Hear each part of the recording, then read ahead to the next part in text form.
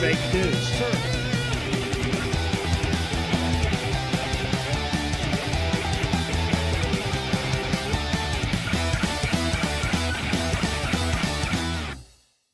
Guten Morgen, Brasília, estamos aqui de volta, eu sou Flávio Morgenstern e você não é. Este, para quem não sabe, é o podcast do Senso em Comum. Neste podcast nós estamos certos, se você discorda, você está errado. Hoje nós vamos aproveitar, aliás, hoje é o dia que você menos pode discordar de nós, porque nós vamos falar hoje sobre literatura, principalmente o que são os clássicos, determinar, né, conseguir mapear exatamente o que são os clássicos, os grandes livros de todos. E os clássicos, como a gente sabe, tá? Pelo menos as pessoas de garbo e elegância como nós sabem disso muito bem, são aqueles livros testados pelo tempo, ou seja, nós não vamos dar necessariamente a nossa opinião, mas a opinião dos milênios, a opinião das eras, e por conta disso, se você acabar discordando da gente, você não vai estar discordando de mim, você não vai estar discordando da minha opinião, você estará discordando simplesmente do que o Ocidente inteiro pensou, pelo menos as mentes brilhantes do Ocidente pensaram, inclusive a gente, óbvio. Então você tentar discordar desse episódio vai ser uma complicação enorme para você, tá? Não se esqueça, antes de mais nada, de já deixar aqui, ó, seu joinha, deixar seu comentário, ó, comente se você estiver assistindo na nossa versão, na nossa transmissão ao vivo, comente também, deixa lá seu comentário no normal ali do YouTube, tudo isso aí conta pra gente, conta pontos no algoritmo, compartilhe essa live, tá? A gente tá precisando de mais inscritos aqui no canal, tá? Se inscreva aí, compartilhe isso para outras pessoas, isso tudo vai fazer uma diferença muito grande pra gente. Quando você estiver assistindo, por exemplo, né, já tira uma foto ali da tela, fala assim, ó, estou assistindo isso aqui, manda para suas redes sociais, porque é assim que nós vamos crescer, senão a gente vai acabar sempre falando apenas para você, por exemplo, e aí a gente acaba não crescendo o suficiente, não que a gente não goste de você, né, nós amamos você, mas assim, precisamos ter também um público maior. Estamos aqui hoje vai ser um programa especial, mas eu espero que agora a gente consiga falar disso muito mais vezes, né? Fazendo um programa sobre literatura, com alguns livros aqui que hoje, eu estava até comentando, algumas relíquias. Vou citar alguns livros que você não consegue achar no Google. Tá? No Google. Então, assim, você tá num momento muito especial da sua vida na hora que você inventa de assistir este Guten Morgen. Não contente você não conseguir achar no Google, vamos ter alguns comentários aqui, né? Bem fortes sobre livros como Eneida, tá? Livros assim que são realmente os grandes clássicos da humanidade. E você não pode tentar menosprezar uma coisa como essa, só que isso é simplesmente uma coisa de pessoas scholars, né? De pessoas acadêmicas, de pessoas que trabalham com isso muito a fundo, mas eu vou tentar fazer tudo isso de uma maneira um pouco mais branda, né? Pra gente conseguir comentar sobre tudo isso. Então, assim, não se esqueça também, né? A gente depende, além dos seus comentários, além dos seus joinhas, além da sua divulgação, nós também precisamos do seu Pix, tá? Lembre sempre de fazer um Pix aqui pra gente. Os últimos meses foram muito difíceis, né? A gente operando bastante no vermelho, cheio de dívida no banco, não tô brincando aqui. Então, ter um Pix aqui, sabe? Pagar um cafezinho, pagar, sei lá, uma parte de uns livros desses que são bem caros aqui, né? Você imagina, teve livro aqui que eu fiz uma importação dupla pra eu conseguir ter. Tudo isso aí é o que deixa o nosso canal, que faz com que a gente possa levar esse canal adiante. Então, contamos com a sua ajuda, mas, enfim, né, vamos falar sobre literatura clássica hoje aqui no Senso em Comum. Vamos ver se vocês gostarem, se a gente tiver um bom público, a gente pode se aprofundar e falar disso muito mais vezes, né? Espero que seja um episódio bem divertido. Só dar um contexto anterior, né? Eu pensei nisso, já estava pensando nisso, obviamente, há muito tempo. Inclusive, quando importei esses livros, estava pensando em fazer um episódio do podcast. Ainda nem tinha voltado com o podcast no ar. Mas eu fiz uma brincadeira na semana passada no Instagram, imitando os coaches da internet, né? Imitando esse pessoal que fica vendendo uma suposta própria vida de sucesso, riqueza, virtude. Os caras são perfeitos, né? Óbvio, tudo no Instagram, a gente sabe que a vida pessoal desses caras que eles vendem depois é um lixo, tá? Eu conheço todos os que eu conhecia, assim, mas são pessoas bobas, imaturas, ridículas, burras. Os filhos que eles vendem, né? Eu tenho uma educação aqui perfeita. Eu nunca vi os filhos deles sendo pessoas, assim, crianças comportadas, tá? Nem isso eles conseguem ser. Mas me fizeram uma pergunta lá no meio. Eu peguei vários, né, desses Instagramers aí, pelo menos os que eu conheci, e lembrei das respostas mais ridículas que eles deram. E aí me fizeram uma pergunta, sempre começo aqui, né, aproveitando a melhor pergunta que nós tivemos nos comentários do vídeo passado, mas eu vou pegar uma pergunta do Instagram. Fizeram uma pergunta mais de uma vez, duas perguntas, né, falando assim, e como é que é aquele negócio, todo brincando, né, com esse negócio de imitar os cultures. E a educação clássica para os filhos, né? Eu quero que meu filho de 5 anos esteja lendo os Lusíadas já, né? Aquela papagaiada toda. Isso aí, para quem não sabe, foi uma coisa levada a sério por algumas das pessoas que estão cuidando do novo sistema educacional, né? Montando algumas escolinhas ali. E começa a falar que você vai ler os Lusíadas, seus filhos vai ler os Lusíadas ali, né? Começar, por exemplo, a aprender gramática, ter aula de língua portuguesa com os Lusíadas. Só que esse negócio de você aprender gramática com os Lusíadas, olha as promessas que eles vão dando, né? Inclusive, assim, gente que não é burra, não, gente que é inteligente. Pelo menos essas pessoas têm algum conteúdo, não querem vender simplesmente a própria vida, o curso para você ser igual a eles querem falar de língua latina, assim por diante. Isso é uma besteira, sem tamanho, mas sem tamanho. E hoje, pela primeira vez, eu vou tentar deixar essa resposta pro final. Quero fazer primeiro esse amplo panorama, né? Uma pequena viagem aqui, não pelos clássicos, mas por essa pergunta, né? O que são os clássicos? O segundo contexto aqui que eu quero dar para vocês é o seguinte: quando a gente entra na faculdade de letras, quase todas as que eu conheci no Brasil, pelo menos as faculdades, né, sérias, ou seja, as federais e estaduais, né? Tem aquelas faculdades de letras que vão simplesmente ensinar a ser professor de inglês.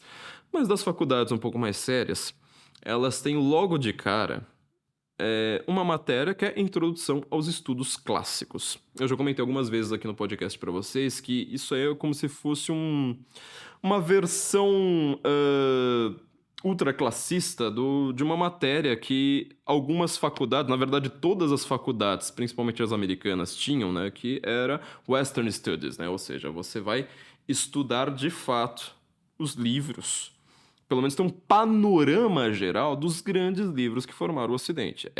Assim, se você quer se formar, sei lá, em biologia, em fonoaudiologia, umas coisas nada a ver com isso, né? Arquitetura, engenharia, algum conhecimento sobre o que formou o Ocidente você precisa ter se você está lidando com um curso superior e não com um curso técnico mais avançado. Então, assim, você precisa saber quem foi Shakespeare, você precisa saber quem foi Dante, você precisa saber quem foi, sei lá, vai pensando aí, né, no romantismo alemão, no Camões, assim por diante, não importando de qual país você pertença e qual área você vai exercer na sua vida. Um conhecimento básico, pelo menos, desses clássicos, ele é necessário para você viver bem. Ele não é necessário pelo conhecimento em si, ou seja, você saber alguma coisa sobre Shakespeare vai afetar a sua vida, não importando qual seja a sua profissão. Isso que é tão interessante, por isso que isso era chamado, né, na Idade Média, de as artes liberais, aquilo que te dá liberdade, que te tira do seu próprio mundinho, exeducare, né? Isso que é educação, te tirar, te conduzir para fora e conhecer um amplo mundo lá fora. Bom, a gente sabe que essa matéria ela foi completamente vandalizada, e não estou usando uma metáfora aqui, ela foi vandalizada pelo Jesse Jackson nos anos 90, né? Tiraram aquele negócio falando, isso aí é tudo imperialismo, machismo, racismo, só tem branco nesse negócio, cadê as mulheres, cadê os negros? Aquilo ali que a gente já conhece muito bem. Mas aqui no Brasil você ainda tem pelo menos no curso de letras uma introdução aos estudos clássicos. Só que você imagina, você sai daquele ensino médio, né, lendo aquela literaturazinha lá para vestibular, nunca pegou um livro, uma pancada, né, tipo uma Divina Comédia para você ler. E aí você vai chegar na faculdade, você precisa ter uma introdução àquilo ali. Na minha primeira aula, eu tive a sorte, eu fiz essa matéria acho que 2 ou 3 vezes, por conta das várias mudanças que eu tive na faculdade. Eu tive a sorte de pegar só professores excelentes, tá? Não professores que eu concordasse ideologicamente, mas todos excelentes para dar essa matéria. Eles passaram 3 textinhos. Um deles, assim, eu vou comentar só um passar aqui, que eu acho que são bastante proveitosos para nós termos uma ideia como isso, né? O primeiro deles Por que ler os clássicos do Ítalo Calvino? Apesar disso ser um livro, o texto chamado Por que ler os clássicos é só a introdução, tá? Então, só o primeiro capítulo, e depois ele vai lá fazer um comentário geral sobre cada um deles, né? Eu nunca li esse livro inteiro, porque eu ia pegando cada um fazer um comentário, né, sobre aquilo ali que eu tava lendo. Mas nesse comentário Por que ler os clássicos, né? Ele dá algumas definições, eu vou comentá-las aqui correndo, né? Ele começa, né? Comecemos com algumas propostas de definição. Primeira dele: os clássicos são aqueles livros nos quais, em geral, se ouve dizer estou relendo e nunca estou lendo. Obviamente, o Ítalo Calvino tá falando de pessoas cultas, né? Não de pessoas que ficam nas redes sociais o dia inteiro. Ou seja, clássicos são livros que não se esgotam em uma leitura, como você vai fazer com romance policial, né? É difícil você pensar que alguém tá relendo um romance policial depois de descobrir quem é o assassino. Esses livros, eles falam de algo sobre a condição humana em si, né? Segunda, dizem-se clássicos aqueles livros que constituem uma riqueza para quem os tenha lido e amado, mas constituem uma riqueza não menor para quem se reserva a sorte de lê-los pela primeira vez nas melhores condições para apreciá-los. Isso aqui já vai dar um spoiler aqui do que a gente vai falar daqui para frente. Ora, um livro clássico, ele por definição, como ele tem algo a ver com a sua própria vida, tá? Você consegue apreciá-lo mesmo velho, entendeu? Não é um livro, por exemplo, como um livro de autoajuda, que às vezes ele pode estar em formato de romance, um livro meio panfletário, né? Eu dei um exemplo aqui recente sobre Ayn Rand, né? Revolta de Atlas. É um romance, mas ele é, na verdade, um manifesto, ele é um panfleto para defender o grande capitalismo das grandes corporações. Aquilo ali você não vai ter riqueza nenhuma se você ler mais velho do que se você ler jovem. Ele é simplesmente um manifesto. Agora, imagina, por exemplo, né, você se enfiar, sei lá, no... Dá um exemplo pessoal meu, né? Quando eu fui ler O Vermelho e o Negro, do Stendhal, fui ler com uns 20 anos, e depois, quando você relê ele mais velho, você fala, mas quanta minudência tem ali que eu nunca tinha pego antes, né? Terceira, os clássicos são livros que exercem uma influência particular quando se impõem como inesquecíveis e também quando se ocultam nas dobras da memória, mimetizando-se como inconsciente coletivo ou individual. Meu foco aqui, tá? Você sabe que é um livro que ele te marcou, mas a gente vai comentar sobre isso daqui a pouco também. A grande questão aqui é o inconsciente coletivo. Eu sou uma pessoa anti-freudiana radical, sabe? Eu não acredito em psicanálise, nenhum dos pressupostos da psicanálise. Eu não acredito que exista inconsciente como Freud coloca, mas essa ideia de inconsciente coletivo, para mim, ela é um dado sociológico da realidade. Eu acredito mais em inconsciente coletivo do que no inconsciente freudiano. Inconsciente coletivo significa assim: você nunca leu a Divina Comédia, você nunca leu Camões, você nunca leu, sei lá, Montaigne. Mas isso afeta a sua vida de alguma forma que você nunca percebeu. E quando você consome os clássicos, eu vou usar um termo bem materialista, tosco desses de hoje em dia, você está começando a ter contato com algo do seu passado, do passado no qual você comunga, mesmo inconscientemente, da sua língua, da sua história, do seu país, da sua cultura, assim por diante, né? E aqui depois ele dá mais 4 definições todas seguidas, né? Ó. Toda releitura de um clássico é uma leitura de descoberta como a primeira, ou seja, ele não se esgota, né? O exemplo do romance policial é muito claro. Toda primeira leitura de um clássico é, na realidade, uma releitura, ou seja, você está consumindo algo, bebendo da fonte daquele inconsciente coletivo. Então, quando você vai ler um grande clássico, como, sei lá, a Ilíada, por exemplo, você está tendo uma releitura, você está reconhecendo, conhecendo de volta, mas também assim, percebendo algo que já estava na sua vida. Isso que é muito bonito, né, dessa definição. Logo depois, um clássico é um livro que nunca terminou de dizer aquilo que tinha para dizer.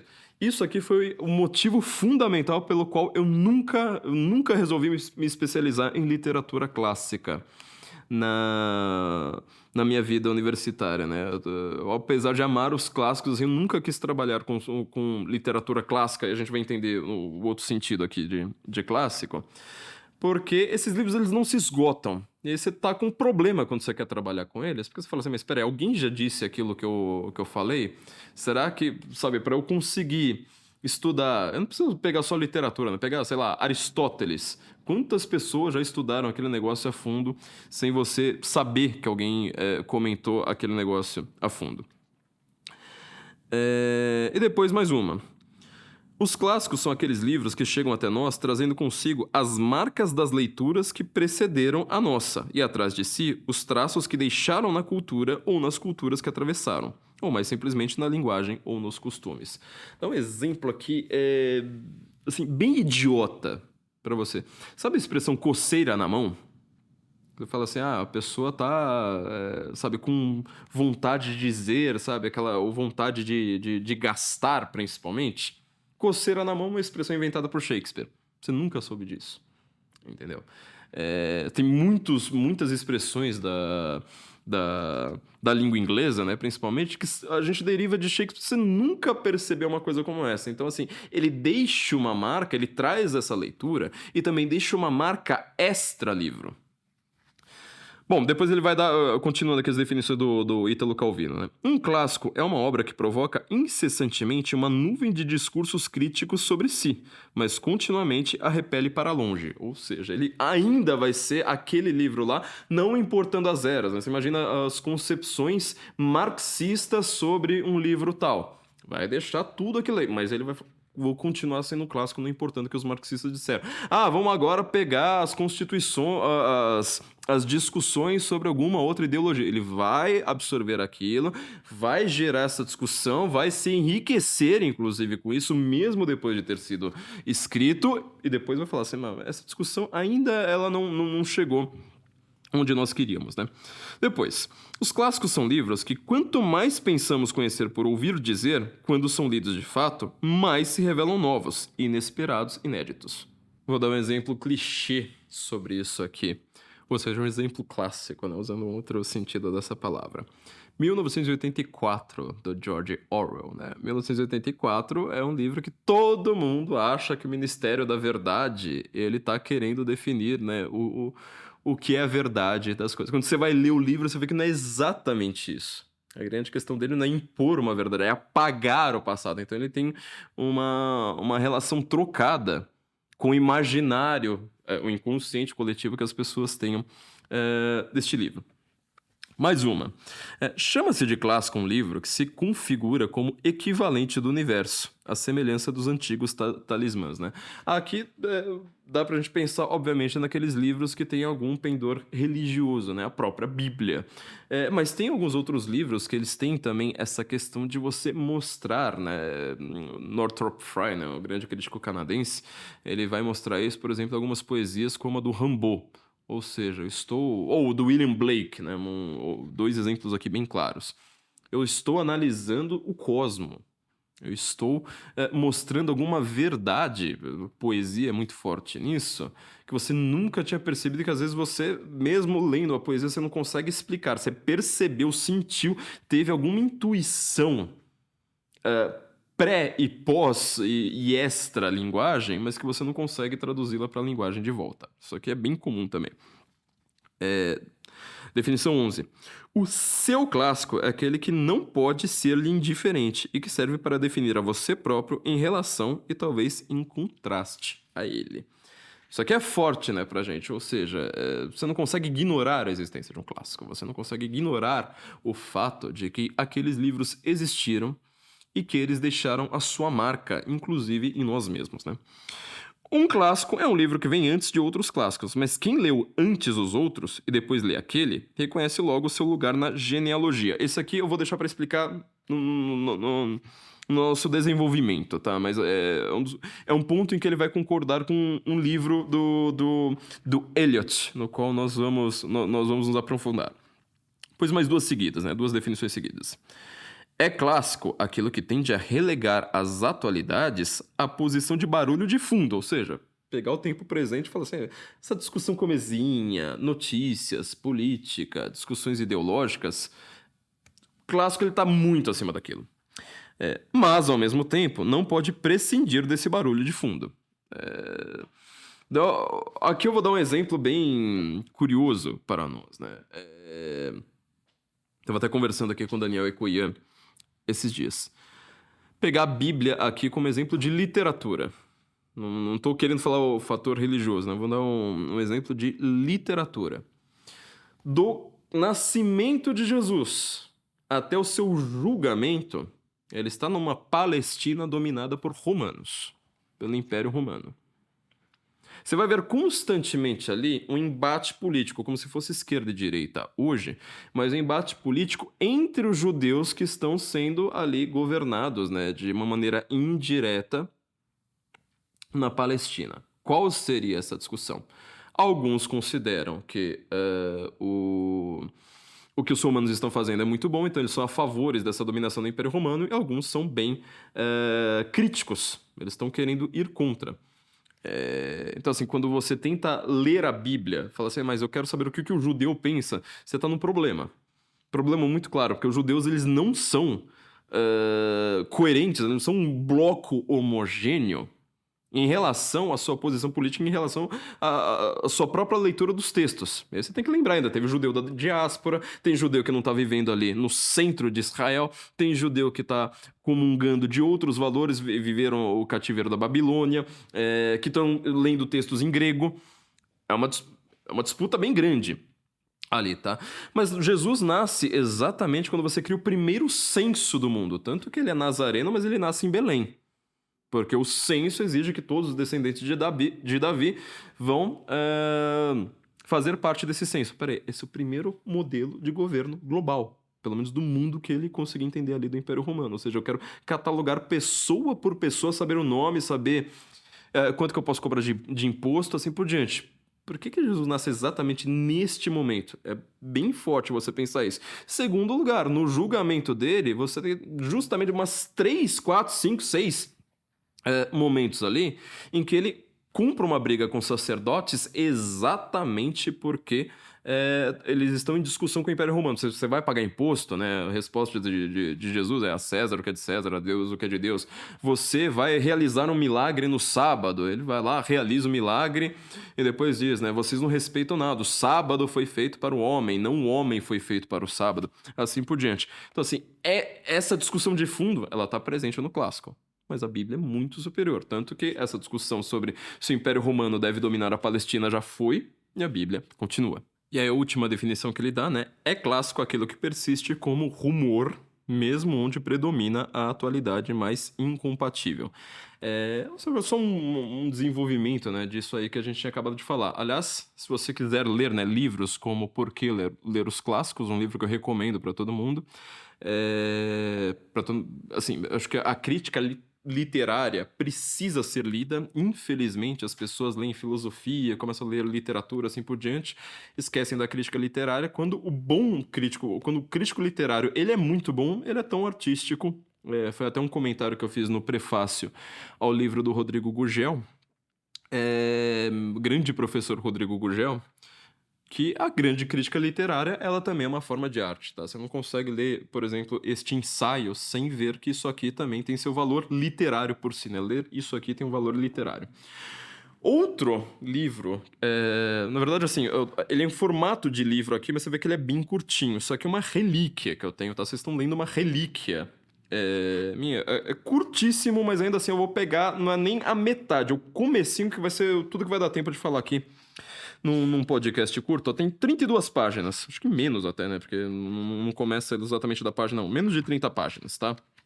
Mas mesmo assim não vou conseguir fazer um comentário sobre este ensaio inteiro, 20 e poucas páginas. É um livro, um ensaio chamado What is a Classic, de T.S. Eliot, tá? Eu li em xerox da faculdade. Depois, quando eu tava já saindo da faculdade, eu resolvi falar assim, não, eu preciso pegar pelo menos aqueles livros que eu tinha lido, que eram muito interessantes, você só pega um capítulo de livro, e fui caçar a porcaria do What is a Classic, um grande clássico sobre o que é um clássico, grande ironia da vida, do Eliot. E eu li na USP com vários preconceitos, né? Que eu não gostava do Eliot. Sabe quando você fica lendo... na época, né, a gente lia só, sei lá, pegando a seção cultural de um jornal, né? A Veja lá falando mal do Eliot, porque ele tinha uns comentários XYZ. Eu fui ler o Eliot com extremo preconceito.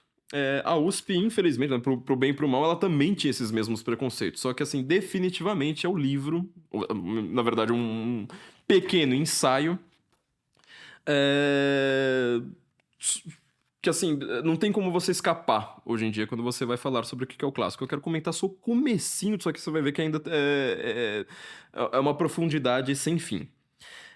O que é o clássico do Eliot, né? What is a classic?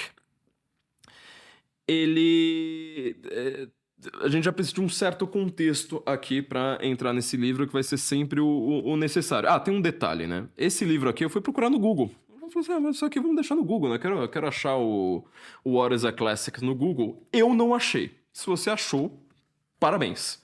Eu tive que importar este livro pela Amazon americana, mandar para uma casa nos Estados Unidos para depois mandar para mim. Então, assim, vocês estão lendo realmente uma relíquia. Lendo não, né? Eu vou fazer só uns rápidos comentários sobre isso aqui. Não achei no Google, achei trechos. Você consegue achar, eu achei uma página que tinha alguns trechos, mas não tinha o livro inteiro.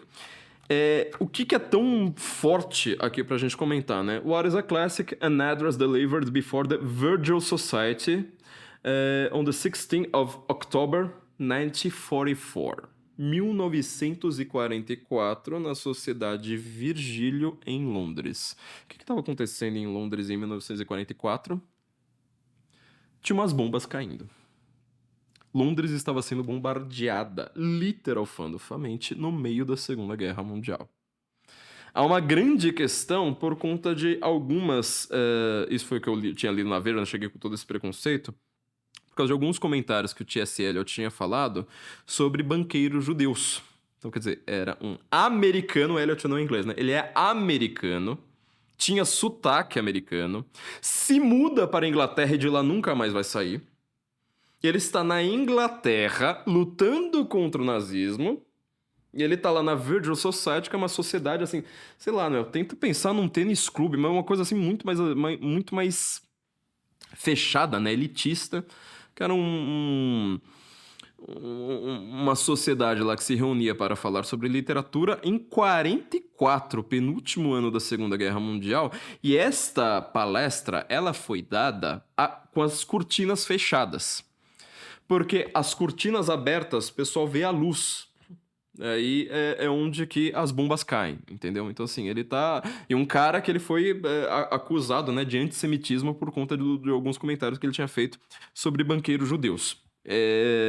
Então isso aqui já tem uma tensão muito grande. Aí, obviamente, a USP acabou também me fazendo ler isso aqui por muito tempo, com boa parte desses preconceitos. Falando no professor Rodrigo Gurgel, compra os livros, estão aqui, ó, livrariasensoincomum.org, tá? Você pode comprar esses livros na livraria Senso em Comum. Esse aqui não. Esse aqui você não vai achar nem na Amazon em português e eu não achei no Google, pelo menos. Mas eu lembro que eu tinha comentado com o professor Rodrigo Gurgel sobre este ensaio, e falando assim, mas tinha... Vocês vão entender aqui o que eu vou falar, né? Essas questões aí do Eliot, né? Da definição dele e tal. E ele me falou assim, mas Flávio, você precisa prestar atenção principalmente no fator que vai ser onde que eu vou, assim, parar e me aprofundar. Bom, Virgil Society, a Sociedade Virgílio, tá? Ele tá dando uma palestra para o pessoal que trata Virgílio de fato como talvez o grande, o maior poeta de todos, né? E a primeira definição que ele vai dar é justamente essa. Ele fala assim, aqui, ó, que, assim, qualquer definição que nós tentemos dar aos clássicos, ela não pode excluir Virgílio. Portanto, nós devemos, assim, colocar expressamente, né, que se você der qualquer definição de clássico, ela precisa, de certa forma, né, partir da ideia de que Virgílio, com a sua Eneida, é um clássico. Se você estiver dando alguma definição que ela não caia aqui no Virgílio, ela é problemática. Não discordo disso aí. Só que tem algumas questões que a gente precisa colocar, né? Só dar uma conclusão aqui, né? Vou partir da conclusão dele. A conclusão eu não vou comentar aqui hoje, mas a conclusão desse ensaio é o seguinte, né? Há muitos clássicos, muitos livros que são chamados clássicos por aí, mas se você quiser chegar a o livro clássico por si, o livro é a Eneida do Virgílio. qualquer outro livro, ele é inferior. Deixei aqui um livro só pra gente comentar, aqui, né, que o segundo lugar que ele falou assim, alguém que pode se aproximar do Virgílio seria Dante Alighieri com a sua Divina Comédia. Tanto a Eneida quanto a Divina Comédia você consegue comprar aqui na livraria.sensecomum.org e nos ajudar aqui com alguns caraminguás. Aliás, para quem desconhece a Divina Comédia, shame on you. A Divina Comédia é um livro no qual Dante Alighieri, ele como poeta, eu tô colocando aqui as costas do livro de propósito, tá? Ele vai dar uma volta no pós-vida, então ele vai pro inferno, ele vai pro purgatório e ele vai pro céu. O trecho que é sempre o que é mais delicioso de se ler, obviamente, é o inferno, no qual ele tá apontando cada um dos seus inimigos, né? E falando assim, esse cara aqui tá no inferno, aquele cara ali tá no inferno, esse cara aqui foi pro inferno e tá sofrendo tal coisa, aquele outro que tá no inferno tá sofrendo tal outra coisa.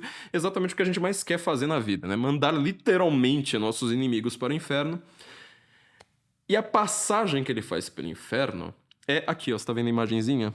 É ele com Virgílio. Quer dizer, o Dante Alighieri na primeira pessoa, ele faz uma passagem pelo inferno com o Virgílio. O Virgílio, ele não pode entrar, né, no purgatório e no paraíso por conta de que ele não era um cristão, ele não foi batizado. Para você ir para o purgatório, você já foi salvo. Isso é um ponto assim que, infelizmente, meus amigos protestantes não conseguem entender isso aí muito bem, né? Ou seja, a ideia de purgatório significa que você já foi salvo. Então, uma crítica que os protestantes fazem à Igreja Católica, mas a Bíblia só diz que existe uma salvação, não existem duas. Não, na verdade só existe uma mesmo, porque é só após vida. O purgatório você já foi salvo. Se você está no purgatório, você está se purgando para entrar no paraíso. Mas você não vai pro inferno. Tem a menor chance de você ir pro inferno se você foi pro purgatório. Então é uma só. Só existe esse julgamento pós-vida antes do julgamento final, né? O Virgílio não pode entrar, tá? Então, só que por que Dante foi lá ser acompanhado por Virgílio nessa sua peregrinação pelo inferno? Porque o Virgílio aqui na Eneida vai ser exatamente um trechinho aqui que eu quero selecionar pra gente. Ele faz exatamente isso. Ele descreve como Enéas, vai dar um nome pro livro, né? Seu herói, como Enéas, ele foi ter uma passagem para os ínferos, né? O que os gregos chamavam de Averno, né? As partes baixas ali do mundo dos mortos. Então, assim, como Virgílio, o maior poeta de todos, ele já tinha dado uma volta ali pelos níveis baixos, né, do pós-vida, então ele vai ser o grande acompanhante de Dante. Só que aí, qual que é a definição que ele dá, né? E aqui a gente vai entrar já numa coisa bem curiosa. Qual que é a definição que o Eliot, T.S. Eliot, ele dá para os clássicos? Ele sabe muito bem que a palavra clássico, ela é polissêmica. O exemplo mais óbvio que a gente pode dar aqui seria uma partida de futebol, né? Quando você vai falar assim, olha, partida entre Corinthians e Palmeiras, ela é um clássico. Por que você usa essa palavra no caso de Corinthians e Palmeiras? Tem que lembrar que às vezes o Corinthians e Palmeiras, eles estão lutando, sabe, pelo comecinho ali do Campeonato Paulista, quarta-feira, 6 horas da tarde, e apesar de ser uma partida entre dois grandes nomes, a partida termina em 0-0, sabe? Tá todo mundo usando o time reserva, não tem a menor possibilidade de aquilo ali ser representativa, ser tenso, entendeu? Não tá contando pontos no campeonato, então é uma partida nórdea, né? Ninguém nem percebe que aconteceu uma partida. Mas você está falando entre duas grandes instituições. Essa metáfora é importante, não é uma brincadeira que a gente faz, é uma metáfora importante. Então você chama de clássico, às vezes, uma partida de futebol. Um exemplo bem comum que a gente costuma ouvir, né? Quando você conhece uma pessoa e fala assim, que tipo de música que você gosta de ouvir? Pra mim, a primeira pergunta que você tem que fazer quando você conhece uma pessoa é saber seu estilo musical. Isso aí vai definir muito da personalidade e dos hábitos dessa pessoa. E a pessoa vai lá e responde, né? Eu gosto dos clássicos. Eu falo, você gosta de Brahms, Mozart? Né? O cara fala, não, eu gosto dos clássicos, Led Zeppelin, The Purple. Ou seja, a palavra clássico significa muitas coisas. E ele, o Eliot, Ele tá completamente cônscio a respeito dessa questão, né? E até comenta, né, que, por exemplo, existe um grande livro muito interessante chamado A Guide to the Classics, que diz basicamente como você vai conseguir selecionar o ganhador do prêmio Derby. Prêmio Derby, que era um prêmio dado para, todo ano, dado para um grande livro clássico. Só nota de rodapé, né? Uma ironia é que o grande ganhador do prêmio Derby em 45, um ano depois dessa palestra, aliás, eu não sei se ele foi dado em 45, acho que, salvo engano, em 46, porque em 45 acho que não teve o vencedor do prêmio. Mas o próximo vencedor do prêmio Derby depois dessa palestra foi justamente o Dante Alighieri, né? Que ele considera o segundo modelo de clássico. Bom, ele vai chegar numa definição aqui que é a grande questão que todo mundo tira sarro. A despeito de todas essas questões polissêmicas da palavra, né? Por exemplo, qual que é o grande clássico de comédia romântica? Qual que é o grande clássico, né? Ele até dá alguns exemplos aqui de literatura que ficam perdidos, né? No passado você nem lembra, você nunca nem ouviu falar sobre esses negócios. Aliás, aí é que chega no primeiro ponto, antes da gente começar, de por que você estuda isso na matéria Introdução aos Estudos Clássicos. Primeira aula, não tô brincando, foi a primeira aula que eu tive. Você tá tendo a primeira aula de letras aqui, né? De uma maneira chumbrega como eu posso fazer. Porque clássico geralmente significa o todo, né? O que ele fala em toto, para citar o Eliot, da literatura grega e latina. Ou seja, quando você vai estudar literatura clássica academicamente, você está se referindo ao todo da literatura grega e latina. E aqui a gente já tem um pequeno problema, porque o todo da literatura grega e latina não implica necessariamente os melhores livros da literatura grega e latina. Você está estudando grego e latim. E chamando isso aqui de clássico. Só que a literatura grega e a latina, como um todo, eu tô pegando assim como um bloco. Aliás, o que o Eliot aqui tá dizendo. Aliás, só fazer um comentário, né? Ele próprio T.S. Eliot, ele tem um livro chamado Os Clássicos e o Homem de Letras. Quer dizer, um cara que escreveu um livro dizendo que o único clássico que existe na verdade é Eneida. No máximo ali você consegue colocar uma medalha de prata pro Dante com a sua Divina Comédia. Ele mesmo está lá dizendo, eu vou usar a palavra clássico, querendo dizer, né, literatura grega e latina in toto. Ele tem esse outro pequeno artigo que eu também não achei no Google. Esse aqui é menor ainda, vamos ver quantas páginas que ele tem, ó. Isso aqui tem 20 páginas, menos de 20 páginas, tá? Outro livro, outro ensaio que eu não encontrei no Google. Só que se vocês forem bonzinhos aqui, divulgarem bem, isso aqui tiver um bom público, a gente pode comentar. Pra você ter uma ideia o que eu fiz para conseguir esse ensaio aqui, eu tive que importá-lo da Inglaterra, mandá-lo para os Estados Unidos, para então dos Estados Unidos ele vir para cá. Isso aqui são relíquias que você pode aprender aqui no Guten Morgen, né? A gente pode comentar sobre esse livro, então, se vocês gostarem da ideia da gente falar um pouco mais sobre literatura. Ele vai chegar num problema. Porque uma das definições aqui que nós temos é a distinção entre clássico e romântico. Se você não é da área de letras, eu vou te dar agora aqui a grande facilidade que se tem para você entender literatura, né? Você ouviu falar no seu ensino médio, antes do vestibular, né? Aquele monte de nome que os caras te dão assim, o panorama geral não te fazem ler um único livro, né? Então só te mandam ler literatura chata. Mas o que é o naturalismo? O que é o simbolismo, etc. A grande distinção da literatura, eu vou pegar uma definição aqui dada pelo filósofo... Nossa, eu até esqueci o nome dele. Daqui a pouco eu vou lembrar o nome dele, né? Que ele tem história da civilização, ele também tem uma história da filosofia, mas o melhor livro dele se chama Filosofia da Vida. Eu já vou chegar no nome dele, desculpa. Que ele fala assim, olha, só existe uma grande distinção na literatura. É entre o clássico e o romântico. Todos esses nomes que você aprendeu são detalhes a respeito do que é uma literatura clássica e uma literatura romântica. Por exemplo, simbolismo. Você quer saber o que é o simbolismo? Ele é uma espécie de ultra-romantismo, assim, o romantismo no seu grau máximo. Qual seria essa distinção?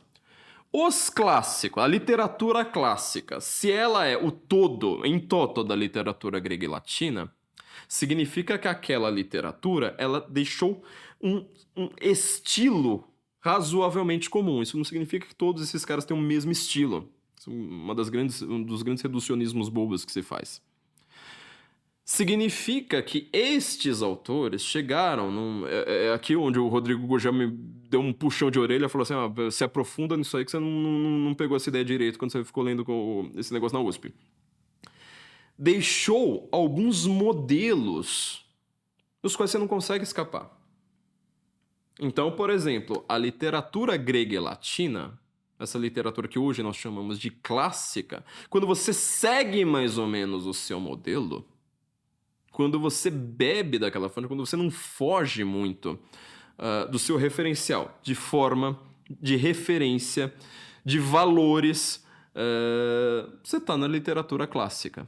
O exemplo mais óbvio e simples que nós podemos dar, de novo, Odisseia e Eneida. Para quem não sabe, aliás, dentro da formação Senso em Comum, nossa plataforma de cursos, como eu já tenho explicado constantemente para vocês, né? Vai voltar ao ar, mas nós estamos ainda com um problema com o nosso designer gaúcho preso nas enchentes. A Odisseia e a Eneida, um grande clássico da literatura grega e o grande clássico da literatura latina, são muito parecidos. Ou seja, a ideia de alguém que foi tá voltando de uma guerra e vai precisar construir uma civilização.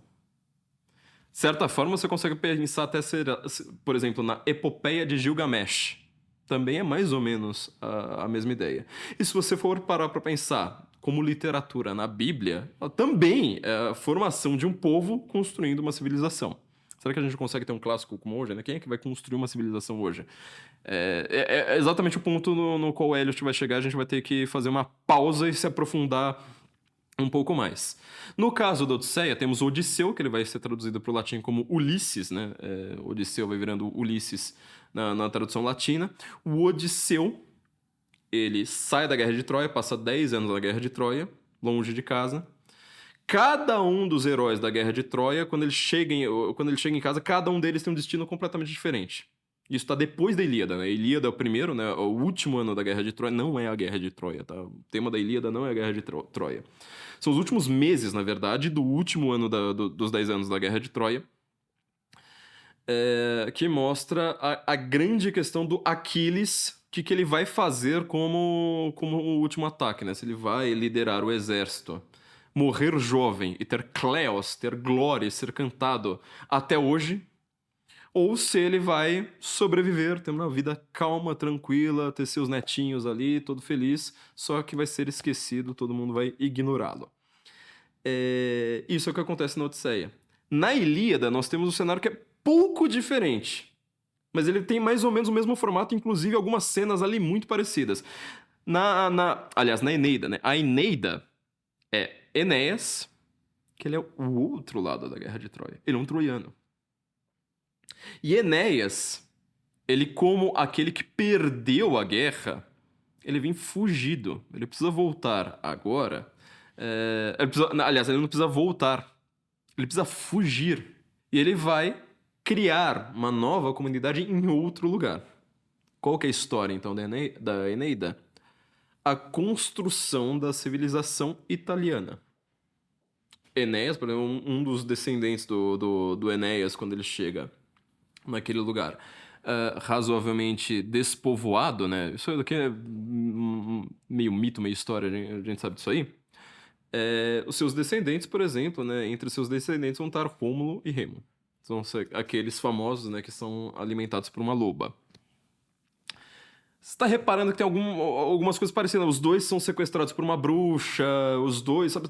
Então, assim, isso é uma história de um fundador de civilização depois de um certo exílio que ele tem da sua casa. Um volta para casa, cada um dos heróis da Guerra de Troia, né, tem um destino diferente. Um está sendo traído pela mulher, outra mulher se manteve casta, outra mulher se matou, ou um vai se matar, ou outro vai sofrer um naufrágio. Cada um deles tem um destino completamente diferente. O Odisseu é aquele cara que ele, dando spoiler aqui, né, ele vai conseguir voltar e voltar a ter seu casamento em ordem.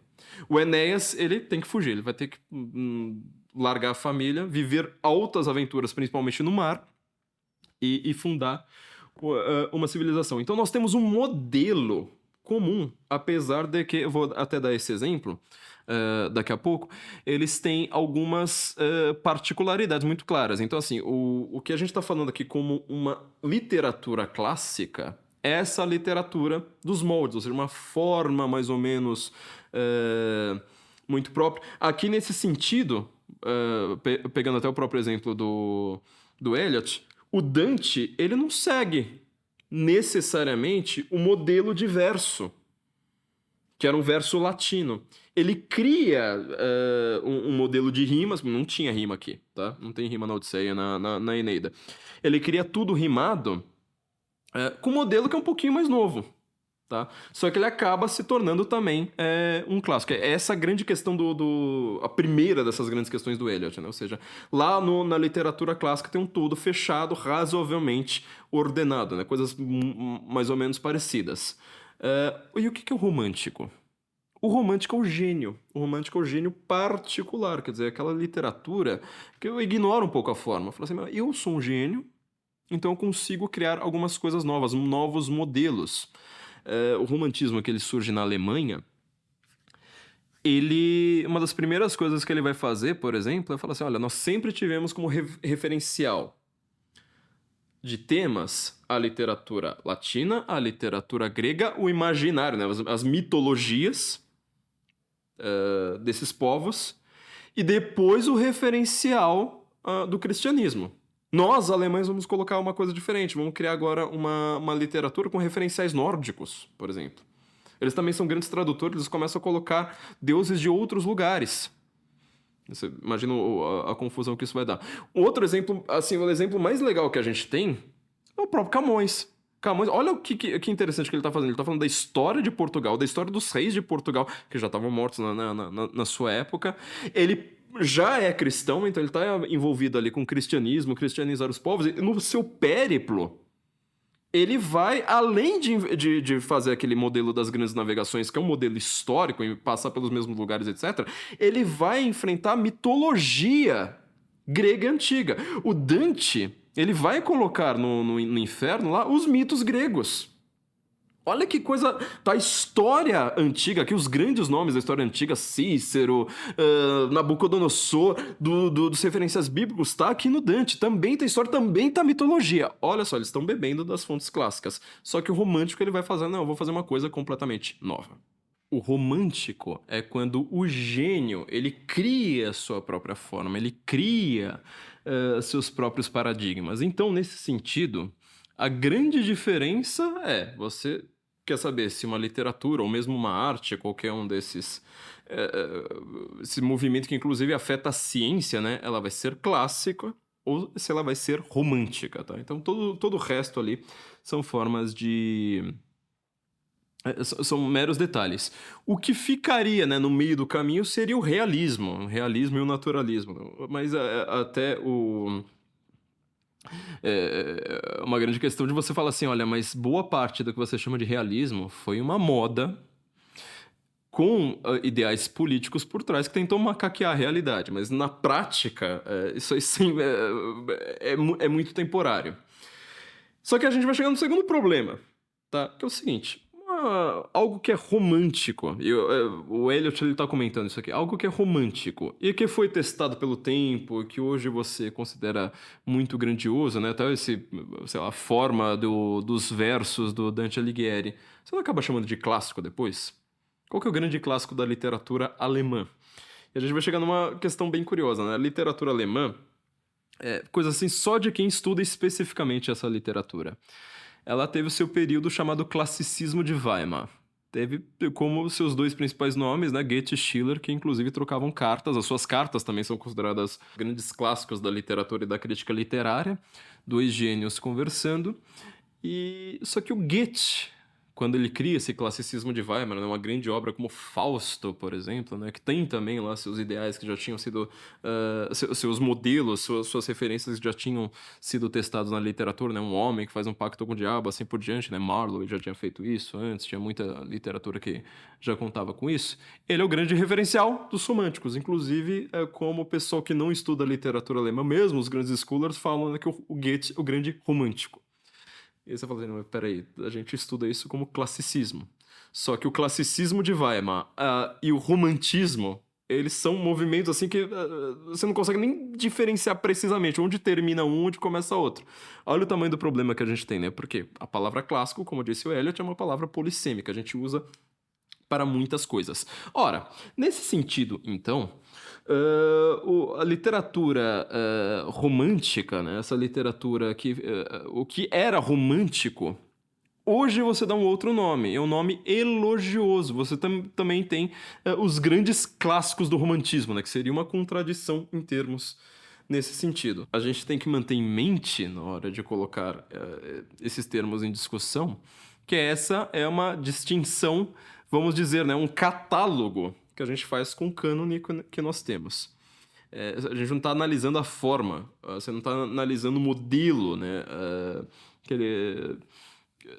se é clássico ou se é romântico nesse caso. Você só está dizendo assim, isso aqui é algo, sabe, que tá no cânone. Basicamente é isso, né? A gente está nesse sentido, então, usando clássico e canônico como termos sinônimos. Curioso também quando você vai pensar nos livros da Bíblia, né? Tem tantos livros ali de estilos completamente diferentes que você conseguiria notar muitas diferenças internas. Vai ter uma grande discussão, né, na exegese bíblica sobre, inclusive religiosa, né, a distinção lá entre protestantes e católicos sobre isso. Bom, só que o que o Eliot ele define como clássico? E aqui é o grande problema do que a leituras como a da USP fazem, né?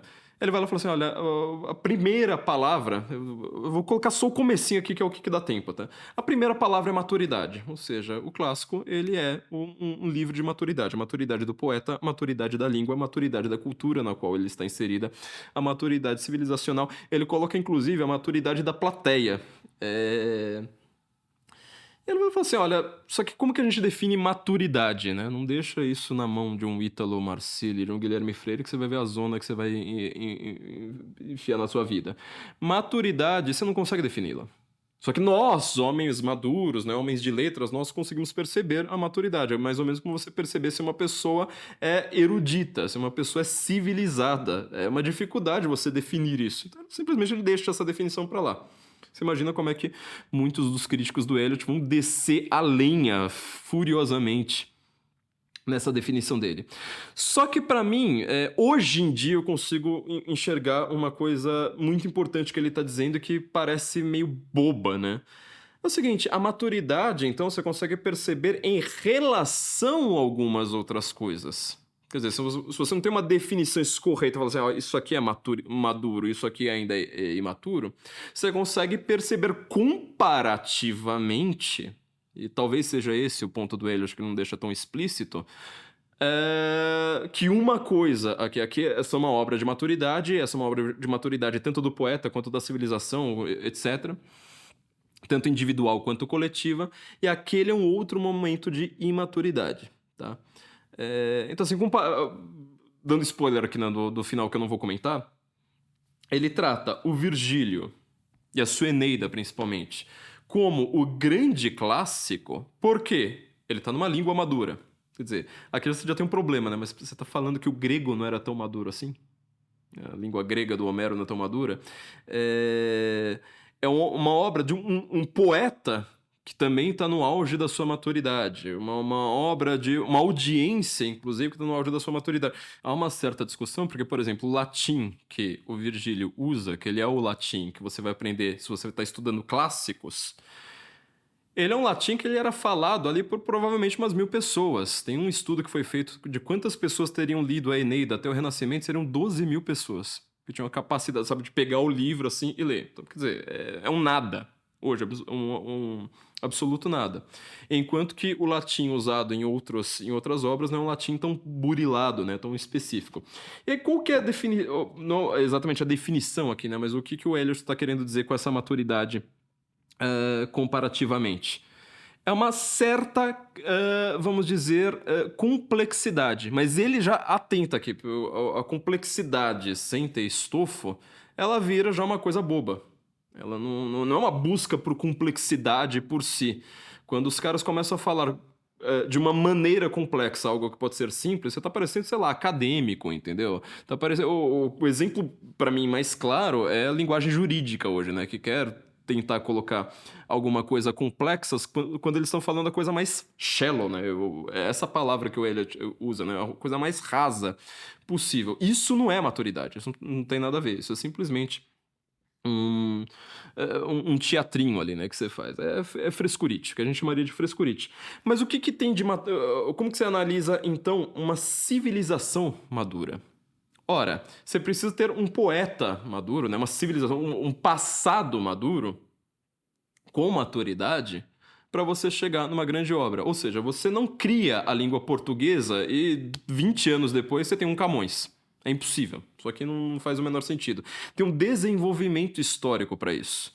É o que ele tenta colocar o Homero, né?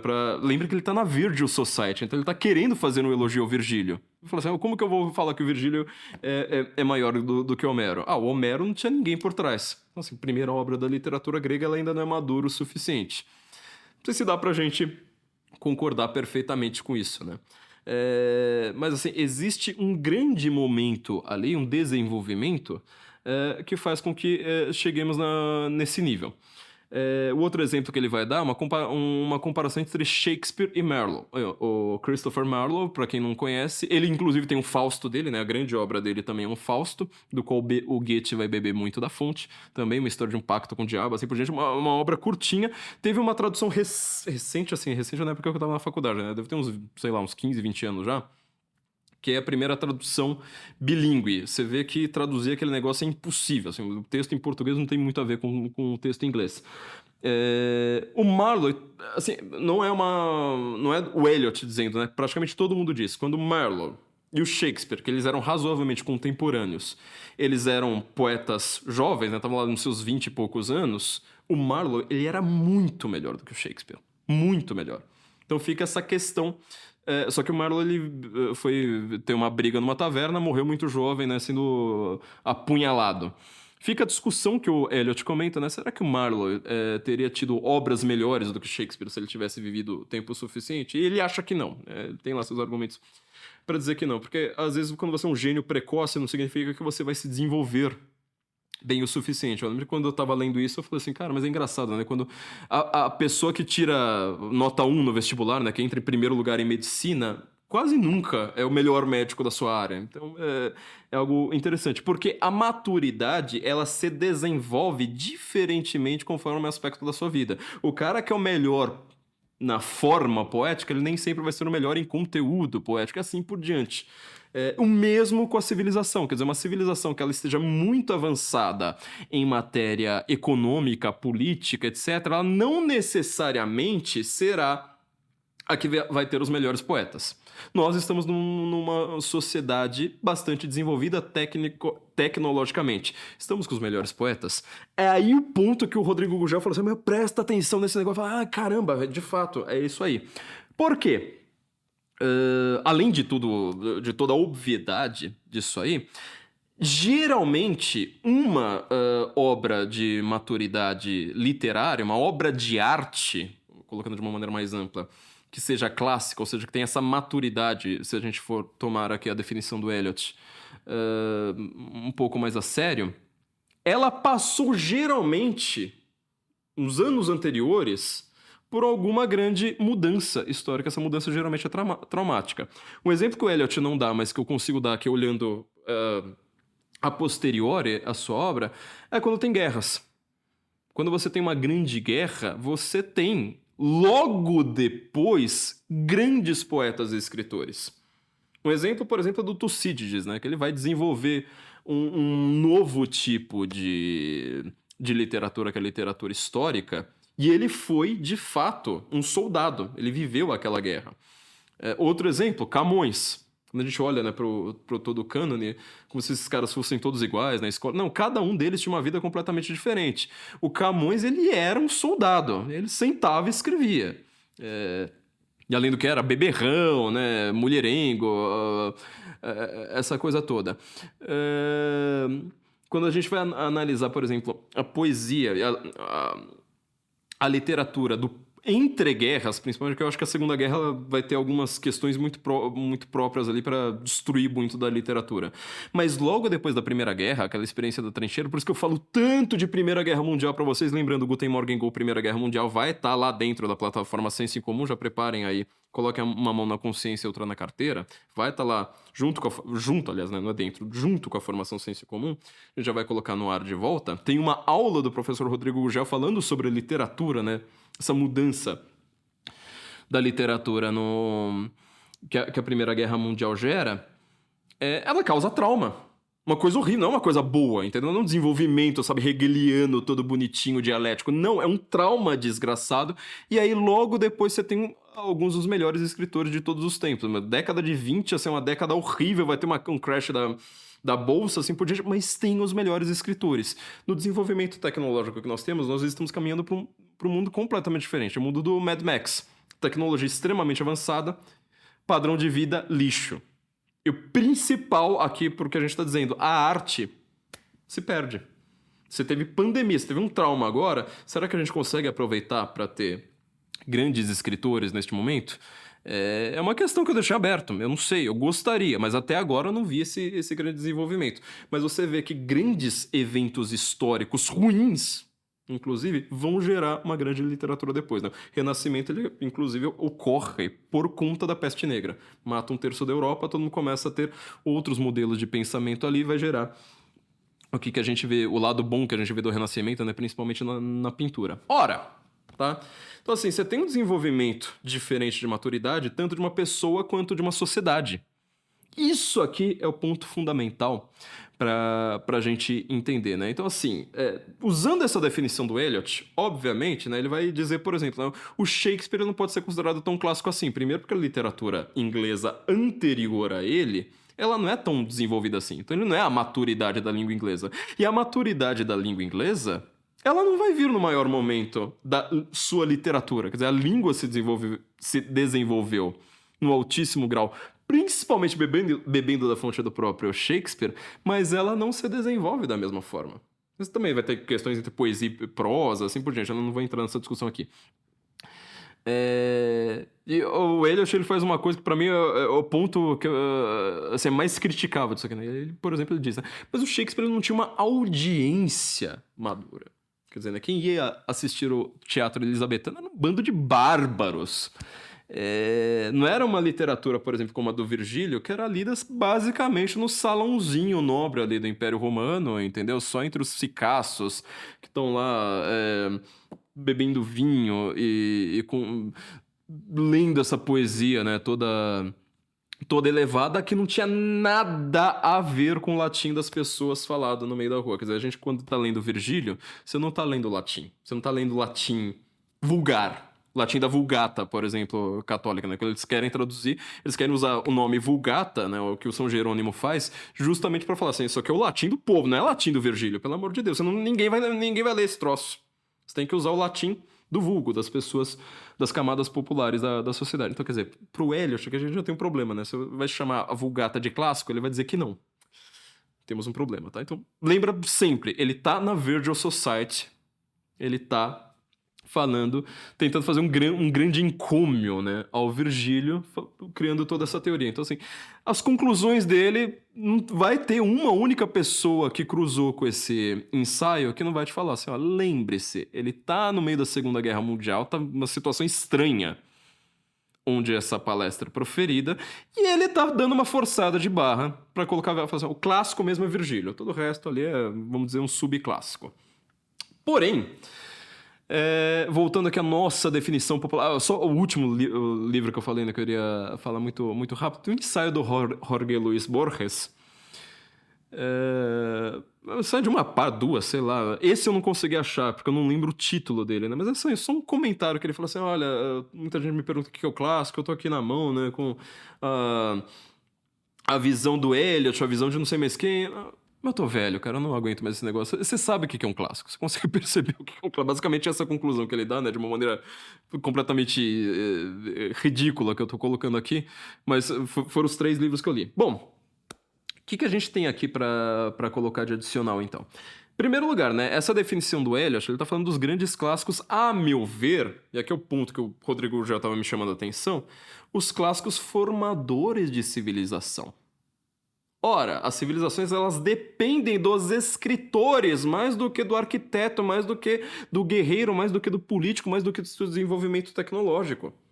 É isso que monta um todo razoavelmente coerente. Igual o Eliot estava dizendo que eu comentei agora há pouco, né? Aquele padrão clássico, né? Ou seja, existe um standard, né? Alguns valores comuns, modelos comuns, tanto na literatura grega quanto na literatura latina, como um todo, mesmo dos seus poetas ruins, mesmo daquilo ali que é só uma nota de rodapé na literatura de cada país, que faz com que isso aí seja considerado uma era clássica. É por isso que ele vai lá e fala assim, olha, existe a era clássica, ele é explícito. Nem sempre a era clássica vai significar a melhor poesia de melhor literatura, né, de um certo país. Então, era clássica, uma maturidade política, maturidade... não são valores que, assim, são a mesma coisa. A era clássica, porém, por que a gente chama esse período de clássico? É porque, assim, são modelos que eles são seguidos até hoje. Inclusive os românticos, eles vão ter sempre não, né, mas assim, muitos dos românticos vão ter isso aí em vista, ou seja, para você quebrar uma tradição e ser um bom poeta, você precisa ter bebido daquela tradição. Exemplo mais claro, Goethe, o livro... É engraçado também do Goethe, né, porque assim, apesar de ele ser o cara do classicismo de Weimar, classicismo você sempre pensa, né? Ah, ele vem antes do romantismo. O seu livro romântico, ele é um livro de juventude. O seu livro clássico é um livro de quando ele já tá velho e maduro. O seu livro romântico, ele teria vindo antes. Mas o Goethe, quando ele escreve o Werther, livro do qual eu confesso que não gosto, eu fingiria que o Goethe nem escreveu esse livro, mas enfim, quando ele escreve o Werther, né, o seu grande livro de juventude que deixa Goethe famoso como ele é hoje, ele é um livro completamente... o gênio, solitário, modelo epistolar, né? Um romance de cartas trocadas, totalmente como exemplo, não está fundando civilização nenhuma, não está envolvendo grandes questões como ele vai fazer com Werther, com o Fausto, né? Com um pacto com o diabo, grandes questões metafísicas assim por diante. Porém, o que o Werther tá lendo o tempo todo? Ele tá o tempo todo... Finge que isso aqui é Odisseia, né? Tô parecendo crente, assim, com Odisseia o tempo todo no braço. Ele vai nos encontros lá conversar com os amigos e tá segurando Odisseia. Na hora que os amigos vão lá pra um canto, ele, tô lendo lá Odisseia. Isso aqui mostra, né, que beber das fontes clássicas é importante também para os grandes poetas românticos. O que você tem aqui de interessante? Eu vou fazer uma coisa bem rápida, tá? Porque a gente não tá com muito tempo para isso. Mas o que a gente tem de grandes diferenças, por exemplo, né? Já que a gente tá falando desse modelo, entre o Virgílio e o Homero, por exemplo. Por que o Eliot vai considerar o Virgílio mais clássico do que o Homero? Bom, pegar uma cena só, tá? Os dois... Como eu falei, é o que faz com que o Dante use o Virgílio, né, como seu guia para o inferno na Divina Comédia, os dois vão descer aos ínferos. Tanto Homero, que tá lá, o Dante também o encontra, quanto o Virgílio. Só que assim, o Homero, ele desce e vai lá ver vai ver um dos mortos, porque o Odisseu ele precisa conversar com o Aquiles já morreu na guerra. Aí vai lá o Odisseu conversar com o Aquiles, né, resolver lá uns problemas lá que ele tem. E o que o Aquiles diz, né? Ele que tava lá nessa briga na Odisseia, né? Fala assim, mas será que eu vou lutar na guerra, né? Eu que sou o cara mais forte, mais poderoso do exército. Vou morrer com jovem, mas ter glórias cantadas pela vida inteira, ou vou morrer velho, né? A gente sabe que ele vai morrer jovem. Ele acaba, de fato, cumprindo seu papel na guerra e morre jovem. Aí o Odisseu vai encontrá-lo. Lá no Averno. O que o Aquiles diz, né? Ele diz o contrário do que ele falou na Ilíada. Ele fala assim, cara, eu preferia ser o mais pobre e miserável dos camponeses, tá passando fome, mas tá vivo, do que tá aqui jogado lá pra baixo. O Enéas vai fazer a mesma coisa. na Eneida. Eu vou ler só um trechinho aqui pra vocês, tá? Pra ver se vocês conseguem perceber uma coisa. Aqui é o Enéas no inferno, tá? Ó, aspas. Nisso, o troiano percebe no fundo do vale ridente um bosquezinho de arbustos de copas inquietas ao vento. Plácido recolhimento que o Letes refresca de longe. Ao derredor dessas águas, nações incontáveis adejam. Povos sem fim, como abelhas dos prados nos calmos estios, que se detêm nas florzinhas e em cândidos lírios demoram. Toda a campanha a alegrar com um zumbido agradável de ouvir-se. Do quadro estranho, espantado e ignorando o porquê de tudo isso, pergunta Enéas o nome do rio e a razão de tão grande conglomerado de gentes povoar suas plácidas margens. Disse-lhe Anquises: as almas fadadas a uma outra existência, as claras águas do Letes procuram beber, para obterem o esquecimento total do que em vida anterior alcançaram. Há muito tempo queria falar-se sobre isso e mostrar-te, alma por alma, esta longa cadeia de meus descendentes, para comigo te regozijares da Itália encontrada. Mesma coisa que vai acontecer, né, na Divina Comédia. Aí o Enéas, ó pai, é crível que algumas a terra voltar ainda queiram, para encarnarem-se em corpos tardonhos, que insano desejo corpora, qualutis miséria tandira cupido. Peraí, corta essa parte aqui que eu li em latim antes de ver aqui. Que insano desejo de a luz do dia rever e iniciar as canseiras da vida. Vou já te dizer-te, meu filho, e cura-te de tua cegueira, disse-lhe Anquises, e as coisas por ordem de fato explicou-lhe. Aqui é o importante, ó. Desde o princípio de tudo, ao almo espírito o céu aviventa, a terra extensa, as campinas ondosas, o globo da lua resplandecente e as estrelas titâneas. Nos membros infusa, a mente agita a matéria e se mescla ao conjunto das coisas. Daqui os homens e os brutos provêm, gerações dos voláteis, e quantos monstros o mar alimenta no seio das águas. Tudo retira do fogo celeste a semente da vida, de perenal a energia. Se presa não se acha nos corpos, nas ligaduras terrenas e membros fadados à morte. Por isso temem, desejam, padecem suplícios e gozos, cegos à luz, confinados nas terras de suas clausuras, assim por diante. O que ele vai fazer aqui é uma coisa, assim, ele tá antevendo muito do que o Dante vai fazer na Divina Comédia. Ele tá pegando as nações e colocando cada uma, né, como se fossem os seus pecados, e cada uma delas falando, eu não aguento mais isso. Sabe o que é isso aqui? A descrição do inferno, quando você entra nesse clima, ele tá pegando as ideias do platonismo. Homero veio antes do Platão. O Platão é que vai falar o mundo das ideias. Olha, aqui você tem o fogo, então a ideia do fogo. A descrição do inferno do Virgílio, assim, ela é muito mais poderosa do que o inferno do Homero. Tá? É aquela, assim, a ideia do monstro da água, a descrição do monstro, você começa a falar assim, cara, eu tô me afogando. É uma descrição assim, é um filme de terror. Só que se você entra, você tem aquela sensação de pesadelo. Sabe aqueles pesadelos que você não tem clareza, é simplesmente uma coisa horrível? Tipo, é a ideia do inferno, o inferno do mundo das ideias. Então aqui a gente tem uma demonstração, né, do que o Eliot está dizendo. Mas nesse sentido, como é que a gente vai colocar uns livros atuais, né, como clássicos, né, 1984, George Orwell, sei lá, C.S. Eliot, o próprio Eliot, né, ele tá lá falando se ele vai ser um clássico lá no futuro, né, falando, não sei. Vai ser só Virgílio e o Eliot, né, coisa bem de poeta, né, seus autos elogios, seus autos encômios.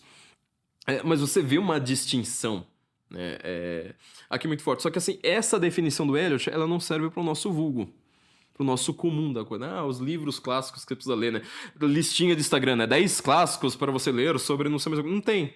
Goethe aqui, por exemplo, você fala, pô, mas tá num limbo perfeito aqui do que o Eliot tá dizendo. Bom, citar aqui rapidamente pra gente concluir, tem um crítico literário chamado Frank Kermode, que ele, na década de 70, também britânico, e também numa Inglaterra que estava numa crise econômica brutal ali naquele momento, ele vai fazer algumas lectures, né, algumas palestras muito parecidas com Eliot, citando inclusive o Eliot, ele chega numa conclusão um pouco diferente.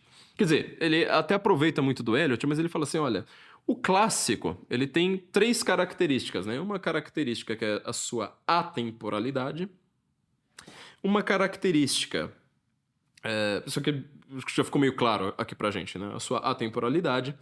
Uma característica que é vamos dizer, um estilo, né, acima de todos os outros. E uma outra característica muito curiosa que é o seu império. Quer dizer, ele está tratando o clássico como uma coisa política, quase, né, nesse sentido. Porque o clássico, você pode reparar, quais são os grandes clássicos da Europa? Tem um clássico da Inglaterra, tem um clássico da Alemanha, o clássico da França, o clássico da Rússia, o clássico de Portugal. Entendeu? Mas você não tem o clássico da Holanda. Você não tem o clássico. E olha que a gente tá falando de países ricos, tá? Só que ele tá falando assim: os clássicos são os livros. Essa relação entre civilização, né? A fundação de civilização e o livro. O clássico é o livro do império. Tem o clássico português, tem o clássico espanhol e tal. Cadê o clássico da Holanda? Quer dizer, não tá falando de riqueza de país. Cadê o clássico da Bélgica? Cadê o clássico da Suíça? A minha grande questão com Kermode, assim, quando eu li isso, eu falei, mas que coisa estranha, meu. Fiquei pensando, falei assim, a única exceção que eu consigo dar pra ele é a Islândia. A Islândia tem clássicos. Tem as sagas nórdicas. Tem as sagas vikings. Que, inclusive, vão ser muito influentes pro Wagner, pro Tolkien no Senhor dos Anéis, pra Game of Thrones. Porque Game of Thrones é muito baseada na saga dos Volsungos. Mas a Islândia não fez império. Mas pra mim é a única exceção que eu consigo dar. O clássico, ele tem essa relação com a civilização. Portanto, né? Isso que são as listinhas de Instagram que você fica pegando por lá, né? Quero entender os grandes clássicos da Inglaterra, os grandes clássicos da literatura, XYZ. Você está pegando ali as listinhas daquilo ali que formou o ápice da sua civilização, né? A grande pergunta que fica pra gente é o clássico do Brasil. E aí, né? Machado de Assis é um clássico? A gente tá com a língua no seu auge, né? A forma no seu auge. Pior ainda, Guimarães Sosa, Sagarana, Grandes Sertões Veredas, né? Criando uma língua ali completamente própria, mas ao mesmo tempo a língua popular, não gramatical, mas assim, no seu ápice também. Como é que fica? James Joyce, então você tá reparando a dificuldade que é você chegar nesses caras? Essas são as perguntas que você consegue agora pensar um pouquinho melhor tendo este panorama. Gente, pedimos mais uma vez, seu Pix, tá? flaviomorgan@sensoincomum.org. Isso é muito importante para nós. Nos pague um café, deixe os nossos livros aqui pra gente parar de operar no vermelho, tá? Isso aí tá sendo muito... tá sendo urgente pra gente. Compartilhe essa live para todos os seus amigos e seus futuros inimigos, né? Pra você continuar salvando o Ocidente, né? Salvando a sua alma e perdendo amigos. E nos vemos, então, na semana que vem. Compre os livros na livraria, faça um Pix pra gente, a gente vai conversar cada vez mais, se vocês quiserem, assim, né, sobre grande literatura. Muito obrigado a todos. Encha o nosso rabo de dinheiro e salve o Ocidente. Encha o nosso rabo de dinheiro e salve o Ocidente. Se você quer perder amigos e ser mais inteligente, encha o nosso rabo de dinheiro e salve o Ocidente. Encha o nosso rabo de dinheiro e salve o Ocidente.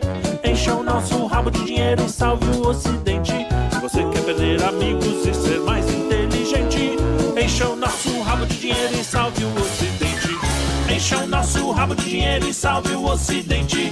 Encha o nosso rabo de dinheiro e salve o Ocidente. Você quer ficar bonito, garboso e eloquente, estar sempre correto, indubitavelmente, contar boas piadas esporadicamente, fazer aquele crush te amar perdidamente. Enche o nosso rabo de dinheiro e salve o Ocidente.